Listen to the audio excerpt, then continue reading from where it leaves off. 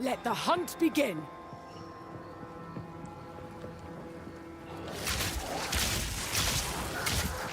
When we started to work on the Ranger, we knew we had to make a class with high agility.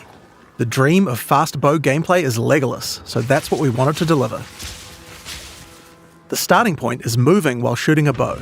Any kind of basic arrow skill can be fired while moving, with a movement penalty. This immediately gives you a lot more freedom on the battlefield. Here I'm starting each battle with a poison burst arrow to poison groups of enemies, then using a lightning arrow to arc lightning around larger packs. For even more mobility, we also have a variety of skills that involve vaulting around the battlefield too. This is Frost Escape. Using it jumps backwards and shoots a freezing arrow at the ground. Really useful if monsters close on you and you need to get away. Once you've landed, if monsters were frozen, it'd be nice to have some way to take advantage of that extra time. This is where Snipe comes in. Snipe is a skill shot that you need to charge up and release at exactly the right time. If you land the right timing, Snipe is guaranteed to produce a critical strike, and does a small AoE as well, so it's a great finisher. You can also move while shooting arrow rain skills too. This skill is Lightning Rod. It shoots an arrow into the air that sticks into the ground, and does a small AoE. Once the rods are in the ground though, they attract any arcs of lightning that are nearby, causing them to explode again. This means you can stack up a bunch of lightning rods on the ground, and bounce lightning between them, doing way more damage. Now this takes care of packs pretty well, but for bigger enemies I'd like to have something that's going to enhance my damage output too. This skill is Stormcaller Arrow. Using it sticks an arrow into an enemy. After a short period of time, a lightning bolt comes from the sky and strikes them. This has a high chance to shock them, and shocked enemies take 30% more damage from all sources. If something big walks along, it's a good idea to throw one of these at them first to enhance your damage, before following up with the other combo. Now if I really want to enhance this combo, there are a couple of things I could do using our support gem system. Skills in Path of Exile are granted by items called skill gems. Each skill gem has coloured sockets in it, and these sockets are for other items called support gems. Support gems modify your skills, and it's where a huge amount of the customization of your character comes from. First I'm going to take this multiple projectile support gem. I could add it to my lightning arrow, and it would fire multiple arrows. This would increase the number of targets I can hit, but that isn't the effect that I'm after. If I add it to my lightning rod skill instead, then when I fire it, I get a nice group of rods. This means that I don't have to spend as much time setting up before I can use it with my lightning arrow combo.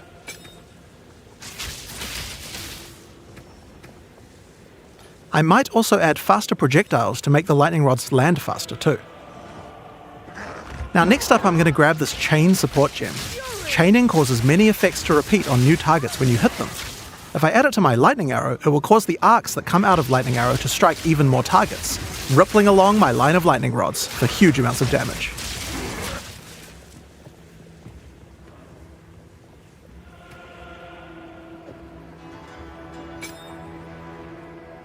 Now I think we can use support gems to improve Stormcaller Arrow as well. Let's start simple. I'm going to chuck less duration on here.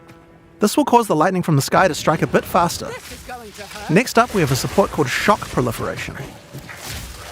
This support makes it so that any enemies shocked by the skill will also have the shock jump to nearby enemies, meaning they'll take the extra damage as well.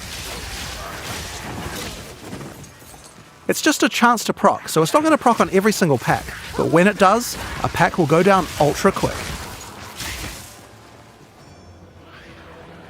Another useful empowering skill is Barrage. Barrage is one of the rare cooldown skills in PoE 2. It enhances whatever your next attack is to fire 3 times. With what we have here, I think it might be a good idea to use it with Lightning Arrow. It'll generate 3 times as many lightning explosions. You could also use it at just the right moment with Snipe, or any number of other skills depending on what effect you need more of right now. It's very versatile and can be used in a range of situations. Now, even as mobile as the Ranger is, it's still very useful to slow monsters down, and a Ranger certainly has quite a few tools to do this. If you're prepared to get up close and personal, we have a skill called Electrocuting Rod. First, jump over the enemy and shoot it into them. Once the rod's in place, any lightning damage they take will build up a special electrocute gauge. Once the gauge is full, the monster is totally suppressed, allowing you to kill them easily. Now sometimes when you use Electrocuting Rod, the enemy dies before you get a chance to electrocute them. I think there's another support gem I could add to my lightning arrow to fix this problem. Neural Overload will make it easier to electrocute enemies. If the skill it's attached to puts them over 50% of their electrocute bar, it will trigger instantly.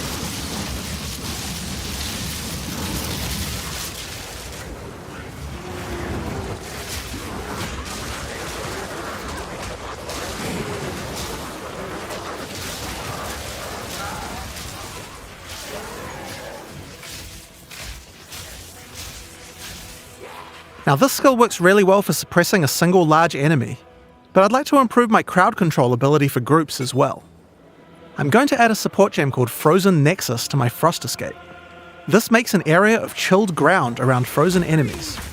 I'll also add Deep Freeze to it as well, which will make the freezes last a bit longer. Now when I use my Frost Escape on that front enemy, others nearby are slowed down. It would also be good if I had a way to slow enemies down when they're farther away from me as well. So this would be a great time to start getting into the ranger's poison and plant-based skill set. To start with, let's have a look at Vine Arrow.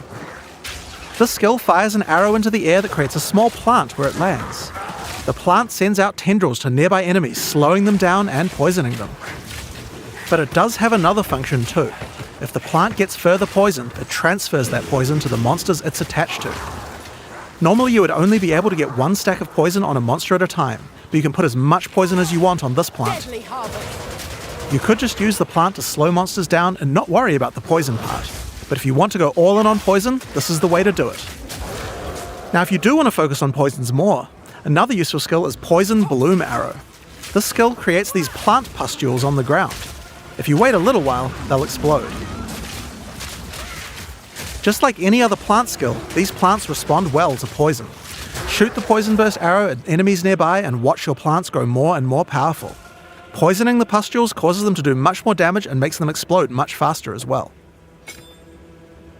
I can also add the Pierce support to Poison Burst arrow. Doing this will mean I get multiple poison bursts as it goes through each monster.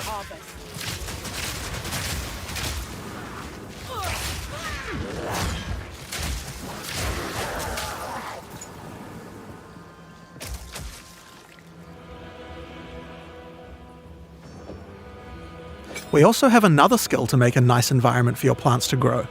Gas Cloud Arrow. This skill shoots the ground and creates a cloud of gas that continuously poisons things inside it. Throw your plants down, then put a gas cloud on top. The constant poisoning will make them grow.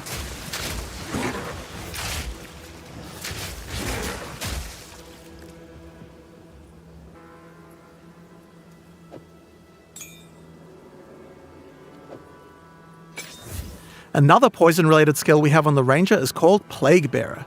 This is a reservation skill, meaning it uses Spirit. When I enable it, I get this counter that counts up whenever I apply poison to a monster. You can see the counter on the skill increasing as each new monster is poisoned. Now I'm going to fight these monsters and make sure to poison them as much as I can to build up the counter.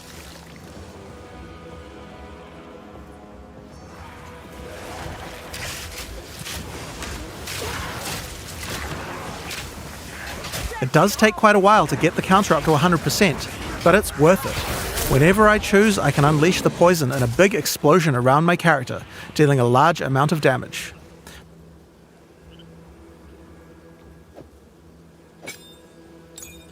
Now next up we have a classic, Rain of Arrows. It's simple. Shoot a bunch of arrows in the sky and they rain down for a short time. It's decent AoE and damage at long range. Now this skill doesn't last too long, but we can change that. It's time to introduce Frenzy Charges. Frenzy Charges are used for a variety of skills on the Ranger, but with Rain of Arrows they can be used to extend the duration. You're mine. How do we get some though?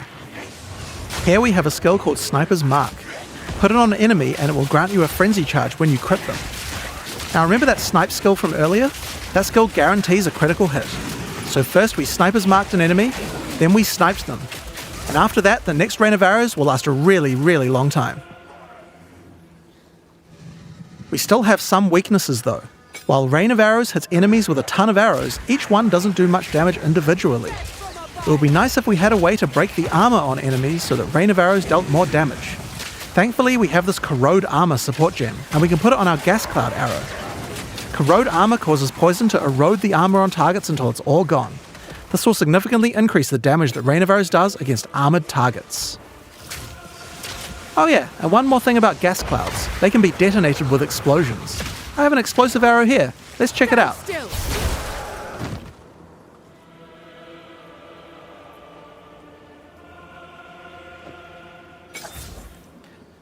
Now, because monsters and gas clouds are likely to have their armor broken, I think there's another useful combo we can do.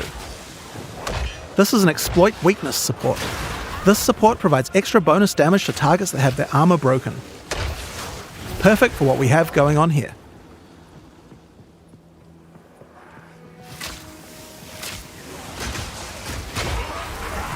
So, those are just some of the skills we have on the Ranger class in Path of Exile 2. Now that we've seen all these skills, let's see how well they do against a much tougher enemy. It's time to fight the boss of the temples, Thanos. Kitava's cursed madness never ends! Orius Radiant!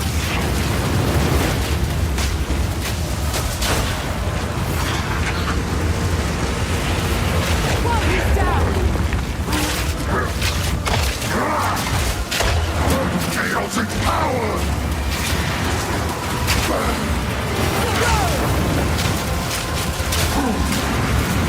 Exalted are the worthy! Stand still!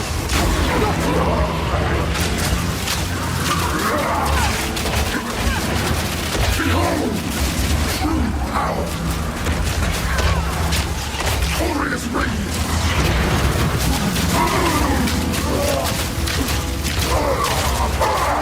Exalted are the worthy!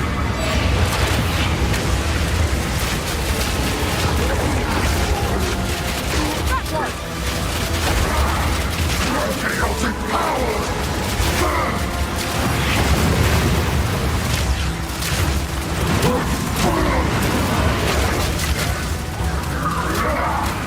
Chaotic power! Behold! True power!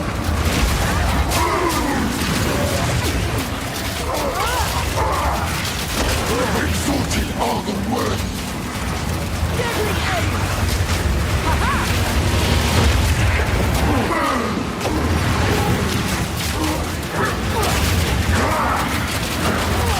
Divine blessing!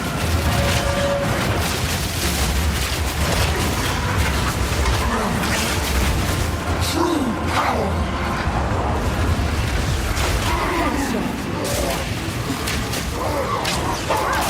Exalted are the worthy! Blazing devotion!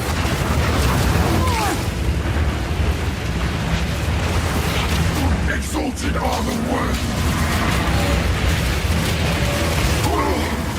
Aria! I have found your next bearer! Kill swiftly and move on. This is how you survive.